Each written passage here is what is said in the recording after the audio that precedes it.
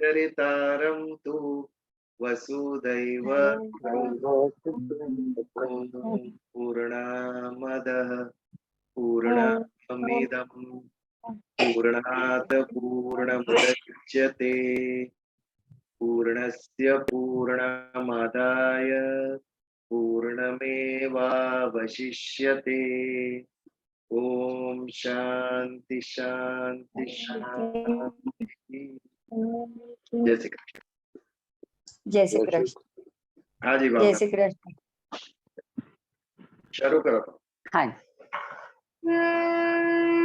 गोविंदो प्राण मारो रे मने जग लाग्यो खारो रे गोविंदो प्राण मारो रे मने जग लाग्यो खारो रे मने मारो रामजी भावे रे बीजो मारी नजरे न आवे रे गोविंदो प्राण मारो रे गोविंदो प्राण मारो रे मने जग लाग्यो खारो रे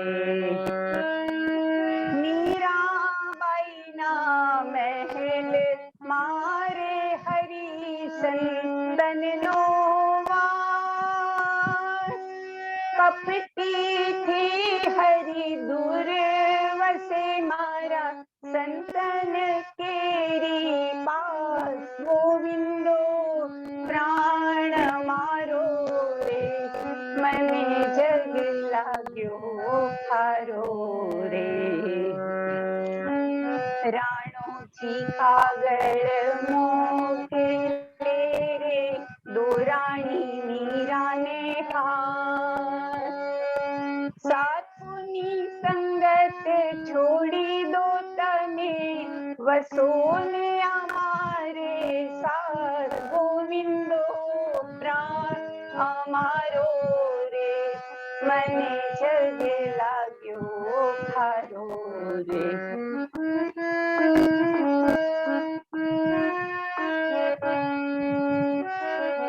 मीराबाई कागड़ मोकले रे देजो राणा जी ने हार राजपाट तमे छोड़ी राणा जी वसो साधु ने साथ गोविंदो प्राण अमारो रे मने जग लाग्यो खारो रे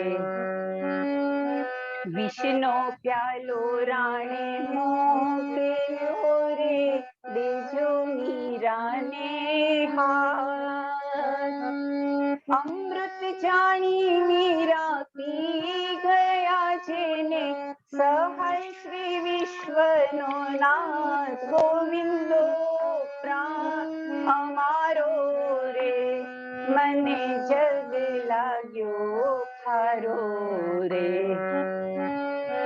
सांढवाळा सांढ शणगार छे मारे जावू सो सो पोष राणाजी ना देश मारे जल रे पीवानो दोष गोविंदो प्राण हमारो रे मने जग लाग्यो खारो रे डाबो मेल्यो मेवाड़ रे मीरा गई पश्चिम माय सर्व छोड़ी मीरा नीसर्या जेनु माया मा मनरू न काय गोविंदो प्राण हमारो रे मने जग लाग्यो खारो रे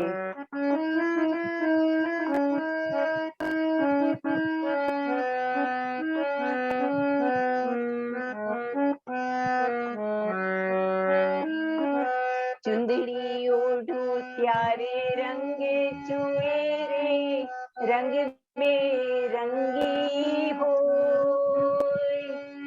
ओठो कालो कामलो दूजो दाख न लागे कोई। गोविंदो प्राण अमारो रे मने जग लाग्यो खारो रे।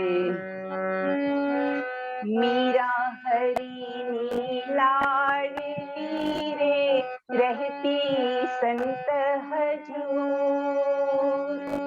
साधु संघाथे स्नेह घणो पेला कपटी थी दिल दूर। गोविंदो प्राण मारो रे मने जग लाग्यो खारो रे। गोविंदो प्राण मारो रे गोविंदो प्राण मारो रे मने जग लाग्यो खारो रे।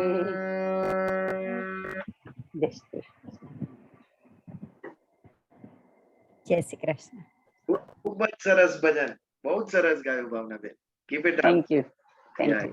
ભજન જ એટલું સુંદર હતું. બહુ સુંદર। અમારા નીતા ભાભી નું એકદમ ફેવરેટ છે એમ મને કે બસ તું આજ ગાજે તમે આજે જરા લાંબુ હતું એ। આવતા અઠવાડિયે એમ નાની છે એટલે મારે કહી શકાય ને એને। હા હકતી કહેવાય। ચાલો आगे बढ़े। श्रीमद् भगवत गीता अध्याय 5 कर्म संन्यास योग 21वें श्लोक पर विचार किया। बाह्य स्पर्श श्वसक्तात्मा विन्द्यत्यात्मनि यत् सुखम स ब्रह्म योग युक्तात्मा सुखम अक्षयम अश्नुते। इस पर विचार किया हमने। बाह्य सुख, हमारा सारा जीवन बाह्य सुख ढूंढने में ही चला गया। अंदर जो है उसके तरफ लक्ष्य नहीं। अविरत आनंद का अमृत स्तोत्र हमारे अंदर है, क्योंकि वो दिखता नहीं है तो उसके ऊपर हमारा लक्ष्य नहीं जाता। बाह्य तत्व सब दिखते हैं, शब्द स्पर्श रूप रस गंध, 5 विषय, 5 इंद्रियों को खींचती है। और जब इनका मिलन होता है तो सुख की अनुभूति होती है। इसके लिए हम उसमें ही बंधते चले जाते हैं। इससे ऊपर उठने का हमें अवकाश प्राप्त नहीं होता, क्योंकि हमें दिखता ही नहीं, ईश तत्व दिखता नहीं हमें। इसके लिए हम बाह्य सुख जो व्यक्ति पदार्थ और परिस्थिति से प्राप्त होता है उसमें उलझ गए, उसमें बंध गए। विन्द्यात्मनि यत् सुखम, इसे हम सुख प्राप्त करते हैं। भले ही सात्विक सुख हो, लेकिन वो सुख बांधने वाला है। एक बार वो सुख का अंत होगा, परमानेंट वो नहीं है। परमानेंट अक्षय, कौन सा सुख अक्षय है? स ब्रह्म योग युक्तात्मा सुखम अक्षयम अश्नुते। अक्षय सुख कौन सा है? अविरत नित्य सुख कहां से प्राप्त होगा? गोविंदो प्राण हमारो रे। ये जब मन में स्थिर हो जाए तो कोई हमसे हमारा हर्ष आनंद प्रसन्नता सुख छीन नहीं सकता। लेकिन गोविंद पे हमें मीराबाई जितनी श्रद्धा नहीं है। हमारा अहंकार बीच में आ जाता है। जब तक अहंकार है तब तक ईश्वर नहीं। God, when God appears, ego disappears. जब ईश्वर प्रकट होते हैं तो मैं रहता ही नहीं, मैं विलीन हो जाता हूं भगवान। मीराबाई और नरसिंह मेहता के जीवन में प्रकट हुए थे भगवान, और उनका अहंकार मिट गया था। अहंकार मिट गया तो ईश्वर से एक रूप, और वहां से जो आनंद प्राप्त हुआ वो अक्षयम अश्नुते। स ब्रह्म योग युक्ता, जो ब्रह्म में स्थित है, आत्मा से परम तत्व से जो एक रूप हो गया, अर्थात संसारिक सुखों से जो दूर हो गया, उसे अक्षय सुख प्राप्त होता है। बस सुख मिलता है, हम खुश होते हैं, लेकिन इसके तरफ हमारा लक्ष्य नहीं जाता है कि इसका अंत भी होता है। अंत होते ही हम पुनः कामना करने लगते हैं, और ये चक्र 365 दिन सारा जीवन चलता रहता है। मिल गया तो खुश, नहीं मिला तो दुखी। संसार चक्र चलता ही रहता है, ऐसे चलता ही रहता है। तो ये 21वां श्लोक था। ऐसे कौन से सुख के ऊपर हमारा लक्ष्य होना चाहिए? अगर ये नहीं प्राप्त हुआ तो ये निषेध भाषा से भगवान समझाए। सारी भगवत गीता में एक विधेयक भाषा से भगवान ने कहा और कई निषेधात्मक। आप ये करोगे तो आपको ये अच्छा होगा, और ये नहीं करोगे तो ये बुरा होगा। दोनों साइड से भगवान ने अर्जुन को समझाया है। ये करने से ये अच्छा होगा, ये नहीं करने से ये बुरा होगा। अब आप अपनी बुद्धि से निश्चय करो कि ये क्या करना चाहिए। बहुत तेज विवेक दिया है भगवान ने मनुष्य जाति को। We should be obliged to God. विवेक सभी को है, लेकिन उसकी मात्रा अलग अलग है। जंतु पशु पक्षी में वो शरीर तक ही सीमित है। ये जो जीवन मिला है, वो जीवन जीने के लिए जो आवश्यक है, खाना पीना सोना, वहां तक ही उनकी बुद्धि चलती है, इससे आगे नहीं चलती। स्वर्गलोक में विवेक की आवश्यकता ही नहीं है। भोग योनि जो होती है वो जाती है स्वर्ग में। पृथ्वी पर अच्छे कर्म किए आपने, भगवान ने कहा स्वर्ग में अब एंजॉय करो। आप स्वर्ग में कोई कष्ट नहीं, ना सुबह उठ के किचन में जाना है, ना ऑफिस जाना है। नो स्ट्रगल इन स्वर्ग। सिर्फ अपने जो अच्छे कर्म है उससे सुख भोगने के लिए व्यक्ति को स्वर्ग प्राप्त होता है। वहां भी विवेक की आवश्यकता नहीं। विवेक की आवश्यकता कहां पर है? मनुष्य लोक में, जहां पर आपके विवेक से आपको जीवन में प्रगति करनी है, दुख कम करने हैं और सुख ज्यादा लेके आने हैं जीवन में, और अल्टीमेट ये जीवन और मृत्यु के बंधन से मुक्ति प्राप्त करना। ये अल्टीमेट एम जो मनुष्य शरीर को प्राप्त हुई है, वो इसके लिए बहुत तेज विवेक चाहिए। भगवान ने दिया है हमें, लेकिन भगवान की लीला देखिए, उसके ऊपर भी आवरण, अविद्या का आवरण। 5 इंद्रिय दी और भरपूर विषय दिए सृष्टि में। इंद्रिय खींचती रहती है विषय की तरफ, सुख दुख मिलते रहते हैं, और उसी में हम संतुष्ट हो गए। हमारे विवेक को ढक दिया। विवेक जागृत करने के लिए सत्संग, हम विवेक बुद्धि जो मेरी है, अवेयरनेस, ऑब्जर्वेशन, जितना हम पढ़कर सुनकर नहीं समझेंगे उतना ऑब्जर्व करने से समझेंगे जीवन में। ध्यान दो चीजों के ऊपर, वस्तु के ऊपर, परिस्थिति के ऊपर, व्यक्ति के ऊपर। ये व्यक्ति ऐसा बोलता है तो उसके पीछे क्या कारण हो सकता है? इसकी सोच ऐसी है, इसकी सोच ऐसी है, इसका वर्तन ऐसा होगा। जब ध्यान से ऑब्जर्व करेंगे तो हमें समझ में आएगा हर एक व्यक्ति डिफरेंट है, और वो अपने स्वभाव से ही जैसा स्वभाव है वैसा वर्तन कर रहे हैं। गुणा गुणेषु वर्तन। ये जब हम देखेंगे ऑब्जेक्टिवली, एक दृष्टा के स्वरूप से अटैच हुए बिना, तब हम सभी व्यक्तियों को स्वीकार कर सकेंगे। हम किसी को स्वीकार क्यों नहीं कर सकते? यदि उसकी विचारधारा मेरे से मिलती नहीं है तो हम स्वीकार ही नहीं कर सकते, because we do not accept other as it is. अन्य व्यक्ति जैसा है वैसा हम स्वीकार ही नहीं कर सकते। हमारे मन में जो रूपरेखा है उसमें वो फिट होना चाहिए, तो ही वो मेरा, तो ही वो अपना। ऐसा क्यों? भगवान ने सभी को अलग बनाया है। हजारों फूल है, सभी को अलग रंग है और सभी को अलग सुगंध है। कितने पक्षी, कितने रंग, सभी के आकार अलग, सभी का स्वर अलग, कंठ अलग। पृथ्वी से सीखना है, सृष्टि से सीखना है। जो डाइवर्सिटी है उसे एक्सेप्ट करनी है। मनुष्य भी विविध स्वभाव का है, सबको स्वीकार करना है। सब मेरे जैसे क्यों हो, जैसे है वैसे ही स्वीकार करो। जब यहाँ ऐसे ऊपर उठकर हम सोचेंगे फिर किसी के प्रति द्वेष नहीं रहेगा। हाँ भाई, इसको ज्यादा क्रोध आता है, इसको थोड़ा लोभ ज्यादा है, वो ऐसा ही है। हम जब स्वीकार कर लेंगे फिर वो स्वभाव बाधक नहीं होगा संबंध के अंदर। सृष्टि से हमें सीखना है कि विविधता है सृष्टि में, एक ही जैसे सब नहीं है, जैसे भी है हमें स्वीकार कर। जब ये समझ आ गई फिर सबके साथ हमारे रिलेशन अच्छे हो जाएंगे, बिकॉज वी एक्सेप्ट। हमारी जो विचारधारा है उसी में फिट करने का हम प्रयास नहीं करेंगे, उससे जैसा है वैसा ही देंगे। तो सृष्टि को समझना है, व्यक्ति को समझना है, ईश्वर को समझना है।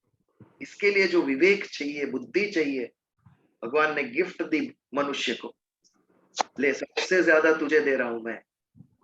लेकिन अविद्या ने, भोग ने हमें ऐसा उलझा दिया कि इसके तरफ हमारा कंसंट्रेशन नहीं रहा, इसके ऊपर हमारा विचार नहीं रहा।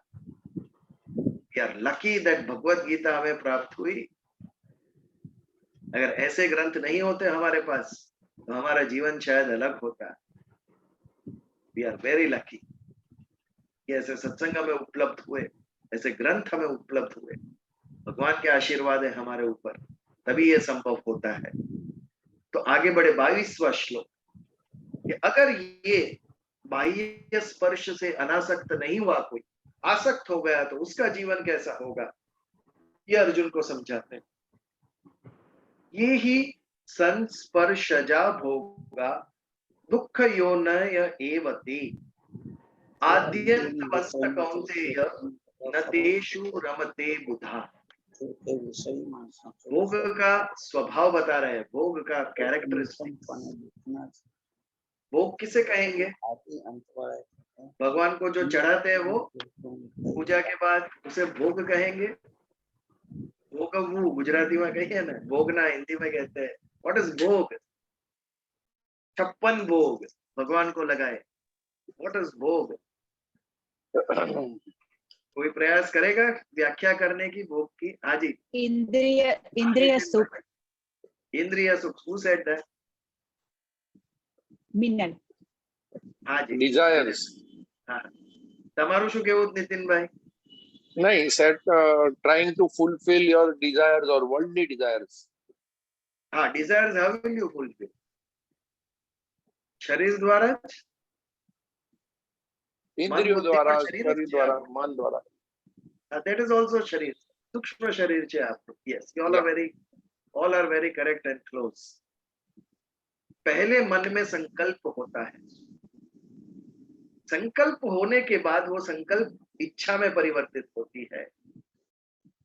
आम देखकर आम खाने की इच्छा हुई, व्हाई? बिकॉज आगे हमने आम खाया है और आम खाने से जो सुख मिला था वो सुख की याद आई मुझे, इसके लिए मन में संकल्प हुआ, हाँ आम वेरी टेस्टी।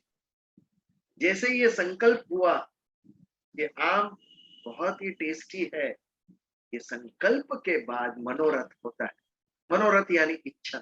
मन में इच्छा हुई, आम की जगह करेला पड़ा होता तो डाइनिंग टेबल पे, तो मन में क्या संकल्प होता? नहीं, कड़वा है बहुत, आगे खा चुके हैं। तो ये व्हाट इज संकल्प? मन के अंदर एक डिसीजन होता है, दिस इज नाइस। ये डिसीजन होने के बाद, ये संकल्प होने के बाद उसे प्राप्त करने की इच्छा होती है।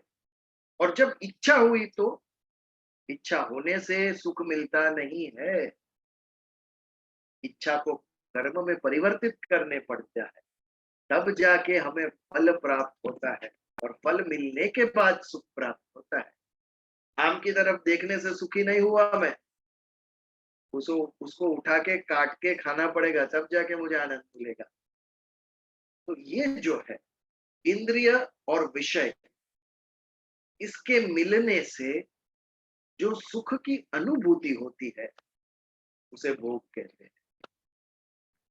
आंखों से देखना संकल्प हुआ और जब कर्म करके उसे काटा और खाया, तो जब जबान और आम का मिलन हुआ, विषय और इंद्रिय, तब जाके सुख मिला। पर ये जो सुख मिला मुझे, परमानेंट है कि टेम्पररी? टेम्पररी। टेम्पररी। आद्य अंत वंत, सांसारिक सभी सुख आद्य अंत वंत। लड़का हुआ तब मिठाई बांटी, बाबू आए हो, वही लड़का बड़ा हो गया आर्ग्यूमेंट किया तो दुखी मन हो गया, आर्ग्यूमेंट करने लगा हमारे सामने, अभी बड़ा हो गया। करेक्ट, उसको भी विचार दिया है भगवान। खलील जिब्रान जी ने कितना सुंदर कहा, बच्चों को प्रेम करो, विचार उनके पास है अपने, उनको एडवाइस देने का प्रयत्न मत करना, केवल प्रेम करो उन लोग को। तो इस प्रकार जो भी सुख शुरुआत होता है उसका अंत होगा ही। किसी को मूवीज देखने का बहुत शौक है, मूवी देखने गए, अंत होगा कि नहीं उसका? 2 घंटे में अंत हो जाएगा, वापस घर पे आना ही है। कोई भी बुक सांसारिक उठा लो, जिसकी शुरुआत है उसका अंत निश्चित है, नियम सिद्धांत है ये। तो ज्ञानी कौन? जो इसमें ना उलझे, जो इससे ऊपर उठे वो ज्ञानी। ये सभी भोग भले ही हम कितनी भी कामना करें परमानेंट रहने वाले नहीं है, क्योंकि ये ही संस्पर्शजा भोगा दुख योन एवते। ये जो संसर्जा बाह्य स्पर्श, इससे जो दुख सुख प्राप्त होता है वो दुख में परिवर्तित होता है। बहुत समझने की बात है। जो वस्तु शुरुआत में सुख देती है अंत में वो दुख देगी, ये तामसी सुख। सात्विक सुख शुरुआत में दुख देगी लेकिन अंत में सुख देगी। आप बीमार है, डॉक्टर के पास गए, इंजेक्शन लिया, इंजेक्शन ने दर्द दिया आपको, लेकिन वही इंजेक्शन आपको ठीक भी करेगा। 25 साल एक बालक पढ़ता है, तब जाके डिग्री मिलती है और अच्छी कैरियर बनती है। पढ़ाई करना, अभ्यास करना इतना आसान नहीं है, बहुत बोरिंग है। मन का स्वभाव है चंचल होना, और उस चंचल मन के स्वभाव के विरुद्ध जाकर उसे अभ्यास में लगाना यह आसान बात नहीं है। कठिन बात करके जब अच्छे मार्क्स से पास होते हैं तब जाके आगे जीवन में सुख मिलता है। इससे ऑपोजिट व्यसनी, जब व्यसन करते हैं बहुत आनंद मिलता है, लेकिन आगे चलकर वही आपके शरीर के ऊपर इतना भयंकर परिणाम करेंगे कि आपको अपने जीवन से हाथ धोना पड़ेगा। शुरुआत में सुख लेकिन बाद में दुख। तो ये जो प्रकृति से बाह्य स्पर्श से उत्पन्न होने वाले जितने भी सुख है वो सभी दुख में परिवर्तित होते हैं। जितनी इच्छा तेज उतना उसका आनंद भी तेज। कभी सोचा हम क्यों खुश होते हैं? कुछ मिल गया तो। एक लड़का था, उसने कंपटीशन जीती और कंपटीशन में उसे गाड़ी प्राइज में मिली, 4 व्हीलर, और इतना खुश हुआ वो। क्यों खुश हुआ? क्योंकि उसके पास 2 व्हीलर बाइक था और उसके मन में हमेशा एक अभाव था, एक दुख था कि मेरे पास 4 व्हीलर नहीं। बहुत ही स्ट्रॉन्ग दुख था उसके मन में कि मेरे पास 4 व्हीलर नहीं। और जब उसके पास गाड़ी मिली उसे, तो वो स्ट्रॉन्ग दुख स्ट्रॉन्ग सुख में परिवर्तित हो गया। ये जो सुख मिलता है उसके पीछे भी अभाव का दुख है हमारे, तभी जाके वो सुख मिलता है हमें। इज अटैच्ड दुख एंड सुख। अगर वही लड़के को प्राइज में 2 व्हीलर ही मिलता तो इतना खुश नहीं होता था, क्योंकि 2 व्हीलर बाइक के लिए उसके मन में अभाव नहीं था। उसको दुख नहीं था कि मेरे पास 2 व्हीलर नहीं है, क्योंकि था उसके पास। जो चीज हमारे पास होती नहीं है, अभाव उसकी इच्छा होती है, और वो जब मिलता है तब सुख, लेकिन जब तक नहीं मिलता है तब तक दुख। दुख का सुख में परिवर्तन होना, इसके लिए कहा है ये ही संस्पर्शजा भोगा दुख योनय एवते। ये दुख में परिवर्तित होता है। पतंजलि मुनि ने पतंजलि योग सूत्र में दुख के 3 प्रकार बताए हैं। एक परिणाम दुख, एक संताप दुख और एक संस्कार दुख। 3 प्रकार के दुख। पहला जो परिणाम में दुख मिलने वाला है हमें, वो जिसकी शुरुआत अच्छी होती है लेकिन अंत में वो दुख ही हमें देकर जाएगा। हर एक व्यसन आप कितना भी लो, करते वक्त बहुत आनंद आया लेकिन अंत में दुख देगा।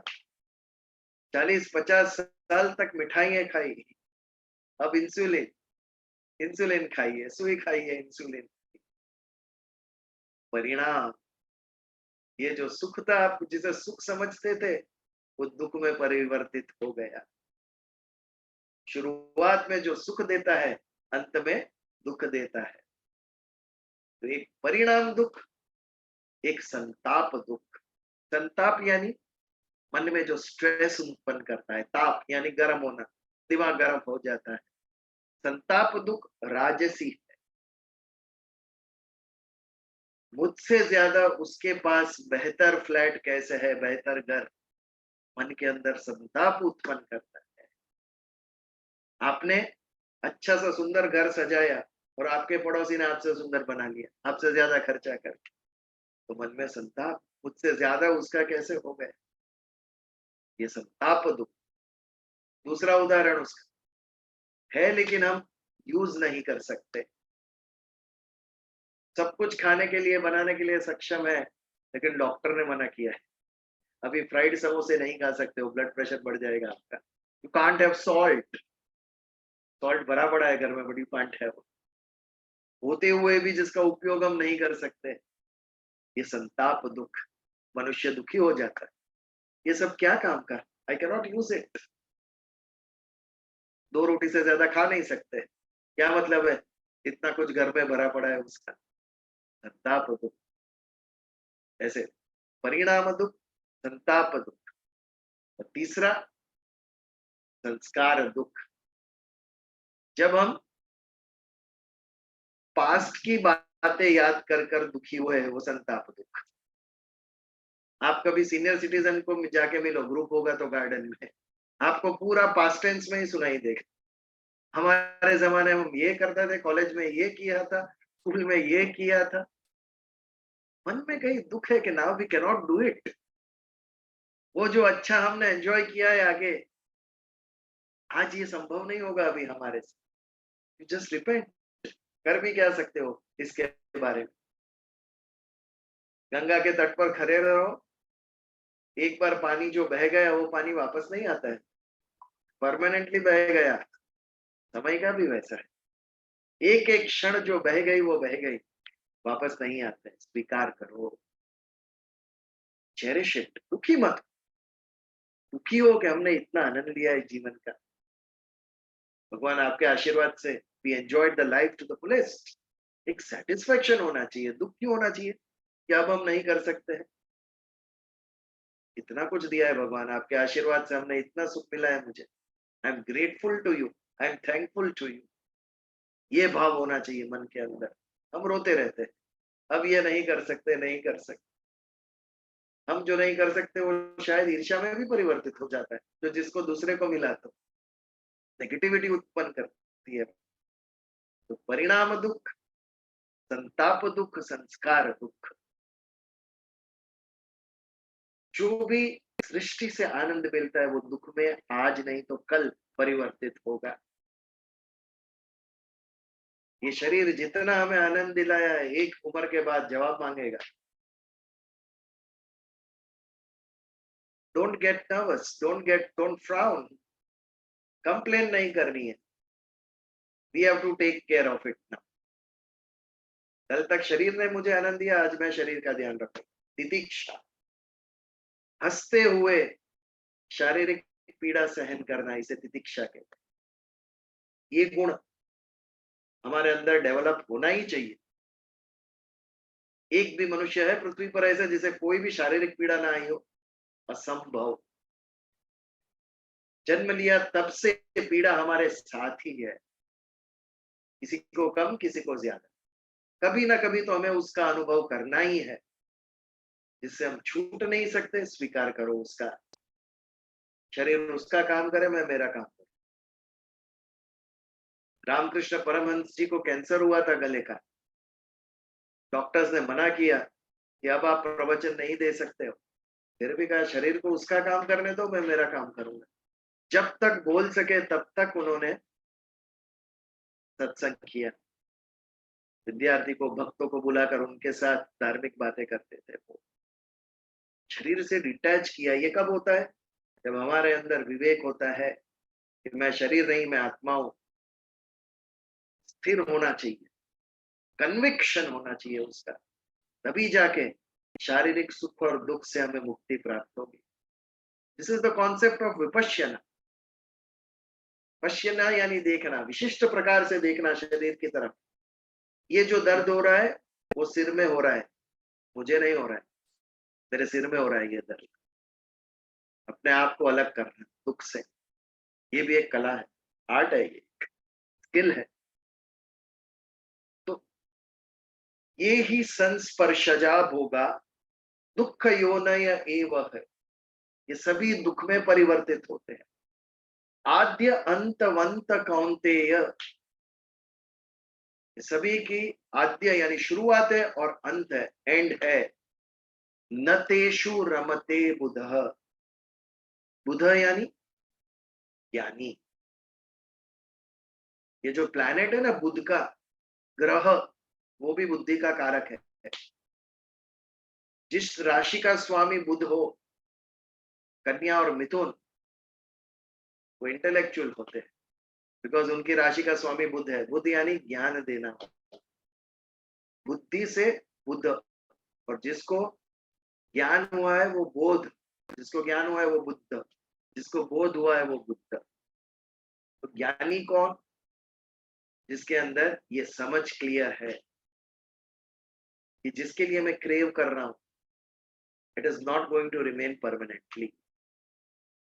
ऐसा नहीं है सब कुछ छोड़ देना है, लेकिन उसके पीछे पागल भी नहीं होना है। मिल गया तो आनंद ले लिया, नहीं मिला तो दुखी नहीं होंगे हम। दिस इज अंडरस्टैंडिंग, समझ, बैलेंस्ड माइंड, एक्सट्रीम नहीं। कल से ये बंद, दिस इज एक्सट्रीम। दूसरी एक्सट्रीम पे 24 घंटा हम ये करेंगे, बीच का रास्ता। मिल गया तो एंजॉय करेंगे, नहीं मिला तो दुखी नहीं होंगे। मध्य मार्ग, गौतम बुद्ध का सारा जो शिक्षा थी उनकी, वो यही थी, द मिडल पाथ। एक्सट्रीम नहीं लेना है कभी भी, मिडल पाथ उन्होंने कहा। तो आद्यंतवंत कौंतेय न तेषु रमते बुध। जो ज्ञानी है वो उसके अंदर रमण नहीं करेंगे। इंद्रिय सुख, इंद्रिय और विषय मिलते तो रहेंगे। हम जी रहे हैं तो सुबह उठते ही कितनी सारी चीजें देखेंगे, सुनेंगे, स्पर्श करेंगे, वो तो चलता ही रहेगा, ज्ञान तो होता ही रहेगा।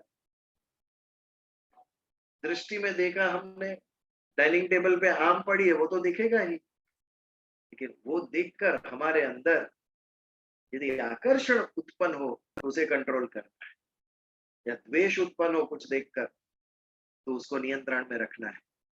ये योगी, तब हम कहेंगे कि हमारे अंदर समत्व, समता ये उत्पन्न हुई। इंद्रिय और विषय भले ही मिले, लेकिन हमारे मन के ऊपर उसकी कोई भी प्रतिभाव नहीं होगा, उसका मन स्टेबल रहेगा हमारा। वैसे ही कोई भी व्यक्ति के प्रति द्वेष नहीं।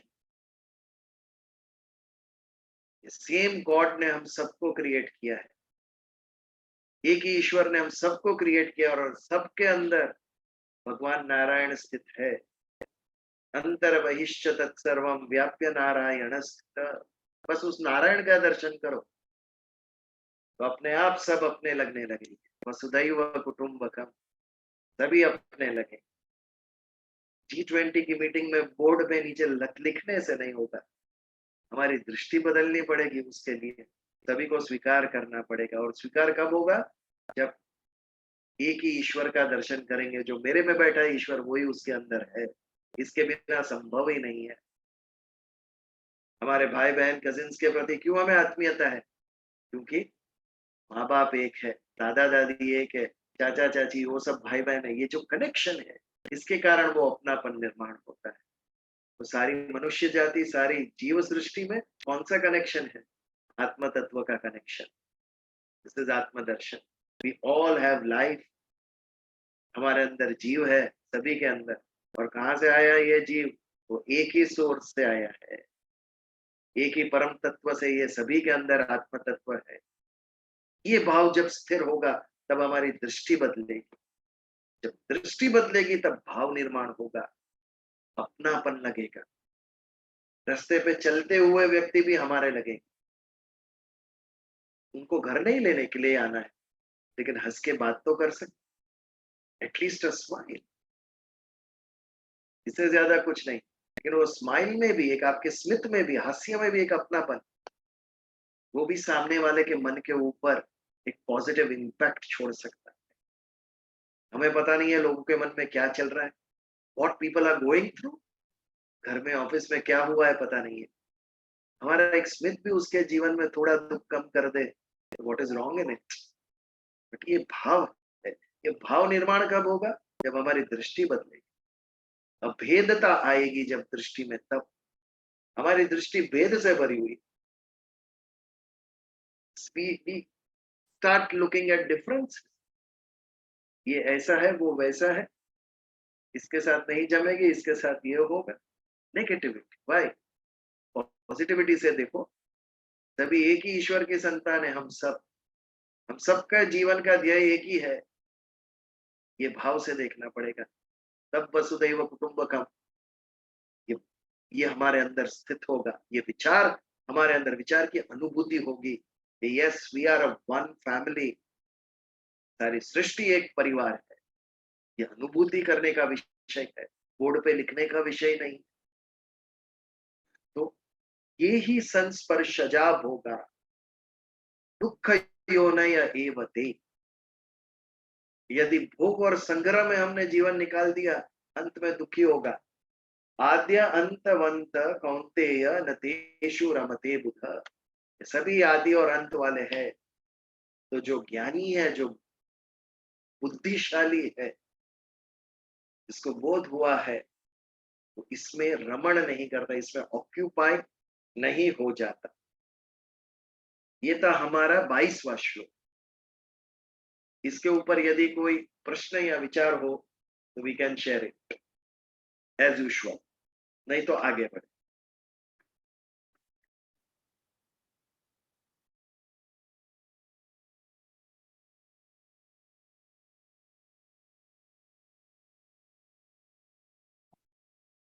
आगे बढ़े तो फिर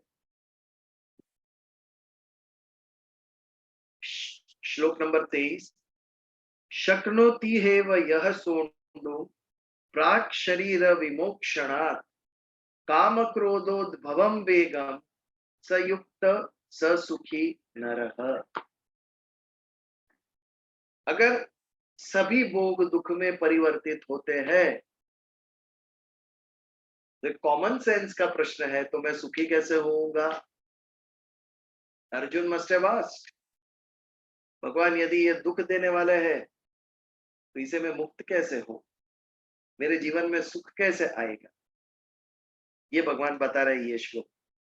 शक्नोति एव य सोढुम प्राक् शरीर विमोक्षणात्, सोढु यानी सहन कर, प्राक यानी पहले, शरीर विमोक्षणात् यानी शरीर का त्याग कर।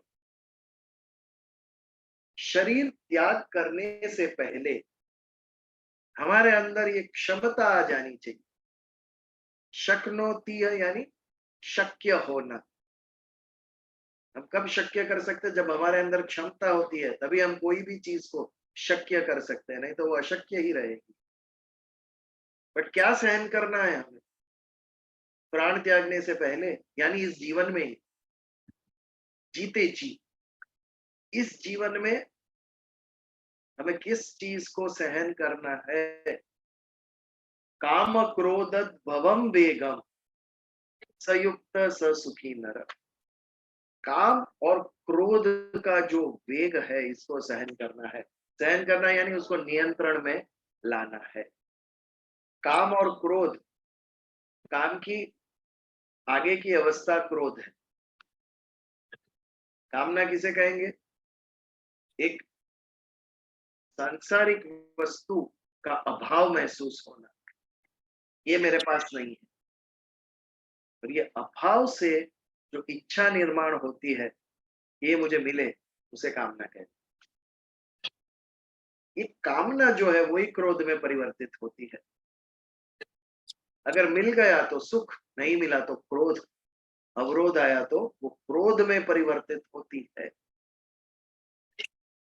जैसे एक भी ऐसा जीव नहीं है कि जिसे शारीरिक पीड़ा ना हो इस पृथ्वी पर, वैसे एक भी ऐसा जीव बताओ जिसको क्रोध ना आया हो। क्रोध ना आता, मात्रा अलग अलग है, लेकिन एक पॉइंट पे ये स्वभाव है हमारा, सबको आता ही है, बट सबके लेवल अलग अलग अलग है। ये क्रोध को, ये काम को कंट्रोल में कैसे करें हम, यही सबसे इंपॉर्टेंट बात है। इसको सहन करना यानी इसको नियंत्रण में लाना। जो इसको नियंत्रण में ला सका उसका जीवन सुखी हो गया। इसके लायक ऐसे क्रोध जो है, काम जो है, वो हमारे कारण शरीर में स्थित है, सूक्ष्मतम, और जितना सूक्ष्म है उतना ज्यादा पावरफुल है। स्थूल शरीर से सूक्ष्म शरीर ज्यादा सूक्ष्म है। मन बुद्धि अहंकार ये सूक्ष्म शरीर है। ये तीन, ये स्थूल शरीर को दौड़ाते हैं। ड्राइवर कौन है? हमारा मन, हमारी बुद्धि।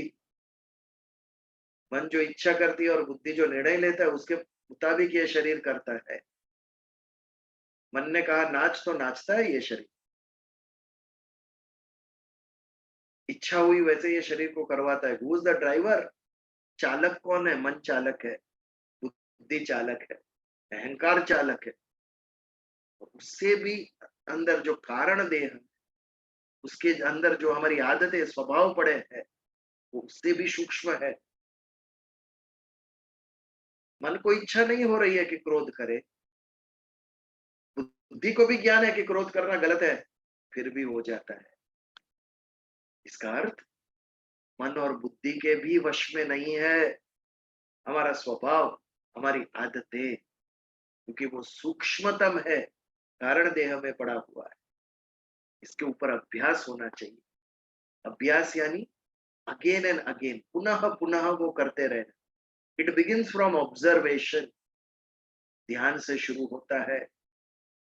अपने आप को टटोलो, ऑब्जर्व, आपके मन में क्या इच्छा हो रही है, आपकी बुद्धि का निर्णय ले रही है। हमें ये इच्छा है, हमें ये प्राप्त होना चाहिए, but at the same time ये भी मन के अंदर एनालिसिस होना नहीं चाहिए, पॉसिबल है कि इसमें कोई अवरोध भी आ सके, ये कार्य सिद्ध न भी हो, ये भी हमें सोचना चाहिए।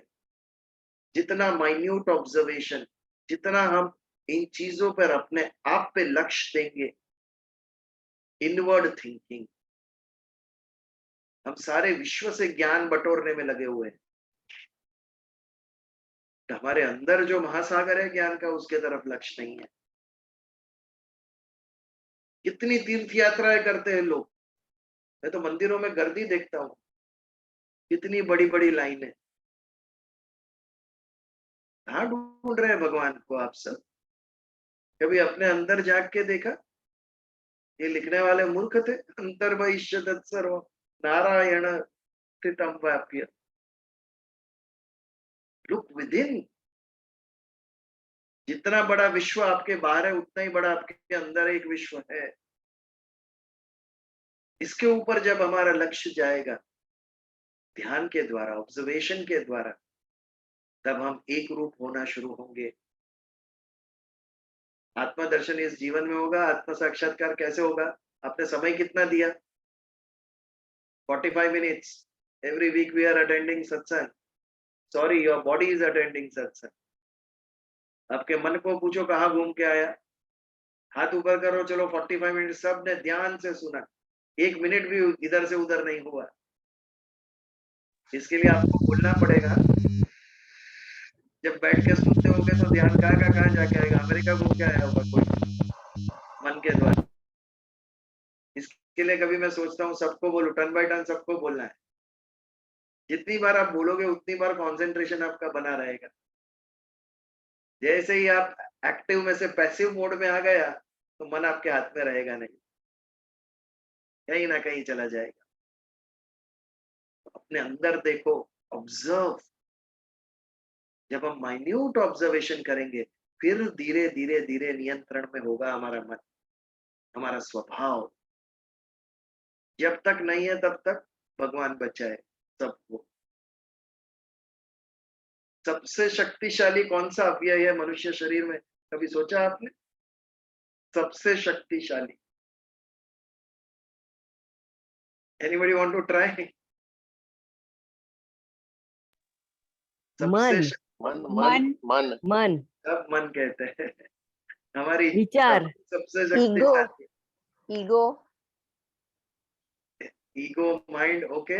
बट अव्यय मैंने कहा, वो अव्यय नहीं है। अव्यय आंख आंख आंख हमारी नहीं। जबान सबसे शक्तिशाली है। जबान जबान जबान ये जो जबान के वाला हम शब्द बोलते हैं ना, किसी को मार सकते हैं और किसी को उठा सकते हैं, ये शब्द उतनी ताकत है उसमें। तस्मात् उत्तिष्ठ कौन्तेय युद्धाय कृत निश्चय। भगवान ने मारा नहीं अर्जुन को कि ये क्या बैठ गया तुरंत के अंदर, शब्दों के द्वारा खड़ा किया उसे युद्ध लड़ने के लिए। और एक ही नेगेटिव कमेंट देखो हमारे मूड का विनाश कर देगी। पार्टी में किसी ने कह दिया ये कैसा ड्रेस पहन के आया, खलास। 3 दिन से ढूंढ रहे थे हम, एक एक दुकान घूम के आज की पार्टी के लिए, और किसी को पसंद नहीं आया। एक शब्द पानी फिर गया सभी के ऊपर, या किसी ने अप्रिशिएट कर दिया, अच्छा गाया, बस इतना। देखो कैसा मोटिवेशन मिलता है अंदर से। एक शब्द आपको मार सकता है, एक शब्द तार सकता है, इतना पावर है। ये शब्द के पीछे क्या बोलना, बस ये समझना है। क्या बोलना, उससे ज्यादा क्या नहीं बोलना ये समझना है। जो होशियार है वो क्या बोलना जानता है, जो वाइज होता है, जो समझदार होता है, क्या नहीं बोलना वो जानता है। दोनों की आवश्यकता है। ये ज्ञानी, ऐसा व्यक्ति जो है, ये पंडित सबसे बड़ा, ये व्यवहार काल का सब ज्ञान है। जब हम समाज में परिवार में रहते हैं तो इन बातों के ऊपर लक्ष्य होना चाहिए हमारा। विषय क्या है, काम और क्रोध को कैसे कंट्रोल में रखें हम, बाय ऑब्जर्विंग इट। जब उसको ऑब्जर्व करोगे फिर उसे कैसे नियंत्रण में लेना है ये हम सीखेंगे। पहले रोग क्या है ये तो पता चले, उसके बाद उसकी दवा क्या है वो हमारे समझ में आती है। तो क्रोध का उद्भव स्थान, काम का उद्भव स्थान, उसे देखना पड़ेगा, समझना पड़ेगा, तब जाके वो हमारे नियंत्रण में आएगा। अपेक्षा छोड़नी पड़ेगी, ये मैं कहूं वैसा ही हो। क्यों भाई, इस सारे विश्व में तू कितना छोटा, एक राई के दाने से भी छोटा व्यक्ति तो है तेरा, क्यों कोई तेरा माने? ये सबसे बड़ी समझदारी। एक मूवी आई थी रजिया सुल्तान, उसमें एक लाइन थी बहुत अच्छी थी, इस खुदाई में एक तू क्या है। ये कौन कह रही है? सुल्ताना, हिंदुस्तान की मल्लिका। वो अपने आप को कह रही है कि इस खुदाई में एक तू क्या है। ये बड़ी बात है। ये we stick to our opinions. मेरा जो विचार है, मेरा जो मत है, वही श्रेष्ठ, वो ऐसे ही होना चाहिए। क्यों भाई, किसी का मत परमानेंट नहीं रहा है। अकबर को भी जाना पड़ा है और शहनशाहों को भी जाना पड़ा है, सभी को। ये तत्व ज्ञान, ये आने से हमारी बहुत सारी अपेक्षाएं, इच्छाएं, कामनाएं ये छूटती है, और इसी से उससे मन शांत हो जाता है। जब तक मन अशांत है तब तक दुख है। और मन अशांत क्यों है? मन को जो चाहिए वो मिल नहीं रहा है, इसके लिए मन अशांत है। हमें जितना चाहिए वो किसी को आज तक मिला नहीं है, जो भी आपने इच्छा की है। पूर्ण सुखी कोई नहीं हुआ है, जिसने अपने मन को समझाया वो हो गया सुखी। मुझे कुछ नहीं चाहिए भगवान, जो मिला वो तेरा प्रसाद है। ये भाव से शुरू करेंगे काम करना, तो देखो आपकी झोली में आके पड़ेगा। आपने मांगा नहीं होगा तो भी पड़ेगा आपके झोली में आकर। वो जिसने मांगा उसे वो मिला नहीं। 10-10 हजार वर्ष तप किया विश्वामित्र जी ने, फिर भी ब्रह्म तेज प्राप्त नहीं हुआ। अंत में भगवान के पास गए, इतनी कठोर तपस्या के बाद भी क्यों मुझे ब्रह्म तेज प्राप्त नहीं हो रहा है? भगवान ने हंसकर कहा, क्योंकि तुझे उसकी कामना है। वशिष्ठ को कभी उसकी कामना नहीं थी, इसके लिए उसको प्राप्त हुआ तपस्या के बाद। जो चीज की आप कामना करोगे वो दूर भागेगी। आप बिना कामना के जो भी किया आपकी झोली में आके पड़ेगी। ये संसार का नियम, यूनिवर्सल लॉ। अनपेक्ष भाव से करो, आके आपको प्राप्त होगा ही। जितनी अपेक्षा करेंगे दूर चला जाएगा। 10,000 साल की तपस्या के बाद भी मेनका आके विश्वामित्र का तपोभंग करा के चली गई। कैसा होगा मनुष्य का मन? कितना प्रबल होगा खिंचाव इंद्रिय का विषय के प्रति। ऐसी आर्गुमेंट मत करना, विश्वामित्रा जी का भी तपोभंग हुआ, तो हम तो इंसान है। ये जस्टिफिकेशन होगा, रॉन्ग जस्टिफिकेशन। अभ्यास करना है उसके ऊपर, अपने विचारों को, कामनाओं को ध्यान से देखना है। जब देखेंगे तब उसके ऊपर हम नियंत्रण कर सकेंगे। एनालिसिस होगा, इसमें से ये इच्छा है सही है, ये गलत है। और नम्रता, जो गलत है वो स्वीकारना। हम स्वीकारते नहीं है, ये सबसे बड़ी हमारी भूल है। We keep justifying. बुद्धि के द्वारा हमारी गलत चीजों को हम जस्टिफाई करते रहते, मानते नहीं। मुझे एक प्रसंग याद आ रहा है। एक स्कूल में मीटिंग था और 9 बजे मिलना था, और एक टीचर 9:15 बजे गए मीटिंग में।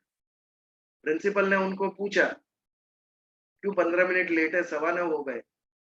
उन्होंने घड़ी बताई, मेरी घड़ी में 9 ही बजे है अभी तक। What a justification! आपकी घड़ी में 9 बजे है, इसका अर्थ ये नहीं है कि 9 ही बजे है, 9:15 बजे है सबकी घड़ी। लेकिन हमारी जो गलती है, हम जस्टिफाई उसको करते ही रहते हैं। ये भूल कर रहे हैं। विनम्रता होनी चाहिए। भले किसी को कहने की आवश्यकता नहीं है, लेकिन हमारे मन में तो एक्सेप्ट करो, यस आई वाज रॉन्ग, और उसका त्याग करो। देखो how light you will feel. कल तक ये मेरा गलत बात थी, आज मैंने छोड़ दी उसे।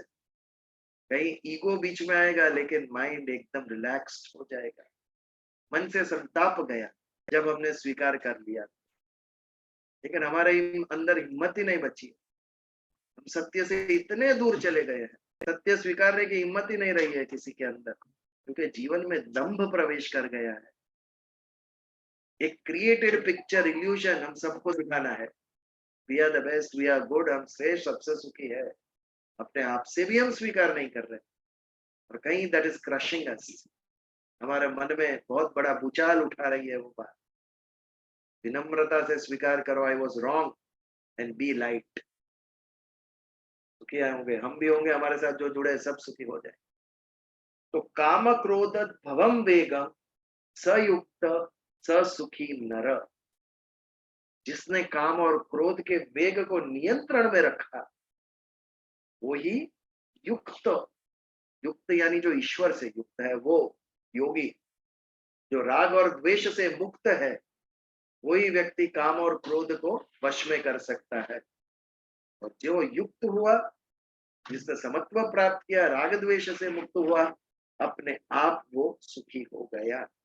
आगे के एक श्लोक में भगवान ने जंतव ये शब्द का प्रयोग किया। जंतव यानी जंतु, यहाँ पर नर, नर कहा। नर यानी मनुष्य। किसको कहा? जिसने अपने काम और क्रोध को वश में किया। आपकी गली में यदि कुत्ते हैं तो उनकी पूंछ पे पैर रखना एक बार जोर से, देखिए क्या परिणाम होता है। वो क्रोध को अपना अटका सकेगा कुत्ता? भौंकेगा या काटेगा? डेफिनेटली उसमें ये समझ नहीं है I should control my anger, क्योंकि वो जंतु है, हम मनुष्य है। हमारा कंट्रोल होना चाहिए, हमारी वृत्तियों पर कंट्रोल होना चाहिए, हमारी इच्छाओं पर, हमारे स्वभाव पे कंट्रोल होना चाहिए। ये कौन कर सकेगा? जो ईश्वर से युक्त हुआ वो ही कर सकेगा, और वो सुखी हो। परमानेंट सुख, टेम्पररी नहीं, परमानेंट सुख का स्वाद चखेगा वो व्यक्ति। तो आज समय समाप्त हुआ है। यहाँ पर हम श्लोक का और प्रमाचन का समापन करें। यदि किसी को कुछ शेयर करना हो या कहना हो,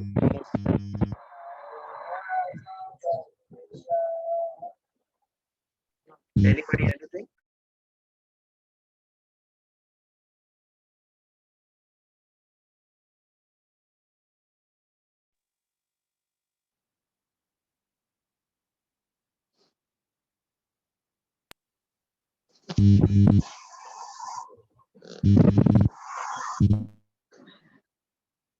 सॉरी, समापन के पहले फिर एक बार आप सबको मैं इन्विटेशन देता हूँ। रविवार को हम 4:15 बजे, जो मैसेज में एड्रेस है वहां पर आरके होटल के पीछे गोल्डन चैरेट के बेसमेंट में हम लोग सब गुरु पूर्णिमा के अवसर पर एकत्रित हो गए। बहुत मेहनत कर रहे हैं, अभी भी टेरेस के ऊपर बच्चे स्किट की प्रैक्टिस कर रहे हैं। जू सत्संग स्थल में अमी जी है और वो सब डांस प्रैक्टिस कर रहे हैं। नीता बेन, भावना बेन, ये सब भी गरबा करने वाले हैं। तो सब मिलके एक परिवार की तरह एंजॉय करेंगे संडे को। तो ऑल आर वेलकम। और आप लोग ने जिन जिन को इनवाइट किया था अपने वसुधैव कुटुंबकम में सत्संग में, उनको भी जरूर इनवाइट कीजिए। It's open for all. जो भी पहले आते जाते कुछ कारण से नहीं आ सकते, सबको बुलाएंगे। वैश्विक भावना है ये वसुधैव कुटुंबकम। तो संडे मिलते हैं हम सब। चलिए प्रार्थना करें। ओम द्यौ शांति, अंतरिक्ष शांति, पृथ्वी शांति, आपः शांति, औषधय शांति, वनस्पत्ये शांति, ब्रह्म शांति, सर्वः शांति, शांतिरेव शांति, साम शांतिरधिरोम शांति शांति शांति। जय जय श्री कृष्ण। जय श्री कृष्ण। जय श्री कृष्ण बताने, जय श्री कृष्ण। जय श्री कृष्ण।